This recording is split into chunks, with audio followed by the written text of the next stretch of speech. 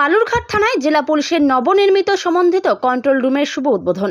বালুরঘাট থানায় ৪ জানুয়ারি শনিবার দুপুরে দক্ষিণ দিনাজপুর জেলা পুলিশের নবনির্মিত সম্বন্ধিত কন্ট্রোল রুমের শুভ উদ্বোধন হলো। এদিন উত্তরবঙ্গ রিজিয়নের মহা আরক্ষা পরিদর্শক ও মহানির্দেশক রাজেশ কুমার যাদব আইপিএস বালুরঘাট থানায় উপস্থিত থেকে ফিতে কেটে নবনির্মিত সম্বন্ধিত কন্ট্রোল রুমের শুভ উদ্বোধন করেন।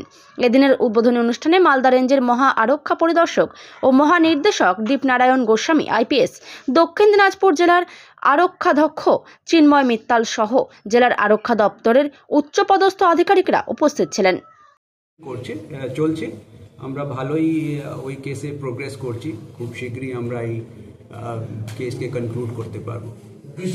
কৃষ্ণনারায়ণ বলছেন 10 লক্ষ টাকা সুপারি দেওয়ার অভিযোগ আর ষড়যন্ত্র অভিযোগ করছে গৌতম দেব।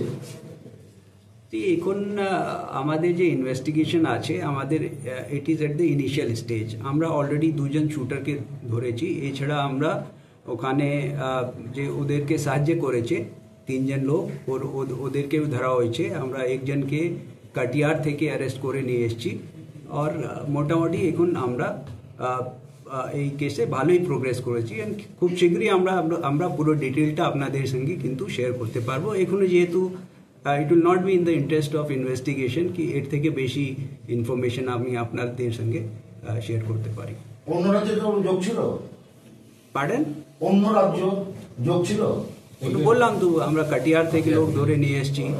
আবার একজন আর অ্যাবসকন্ডিং আছে, ও কাটিয়ারের লোক আছে। তো বেসিক্যালি যেহেতু বর্ডারিং আমাদের বিহার, তো ওটা একটা ইন্টারস্টেট গ্যাং মতো ওটা তৈরি করেছিল, ওরা এটা কাজ করেছে।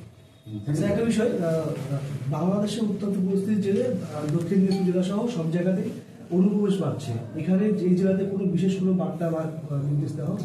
যখন থেকে এই বাংলাদেশ সমস্যা শুরু হয়েছে, প্রত্যেক ডিস্ট্রিক্ট এসপিদেরকে বলা হয়েছে অ্যালার্ট থাকবে, ওরা অ্যালার্ট আছে। এছাড়া আমরা বিএসএফ সঙ্গে আমাদের যে বর্ডিং গার্ড ফোর্স আছে ওদের সঙ্গে কন্টিনিউয়াস কোঅর্ডিনেশন করে থাকি, ওরাও অ্যালার্ট আছে। তো আমরা এই নিয়ে অনেকই সচেতন কিন্তু আছি, and we are taking necessary steps. Thank you.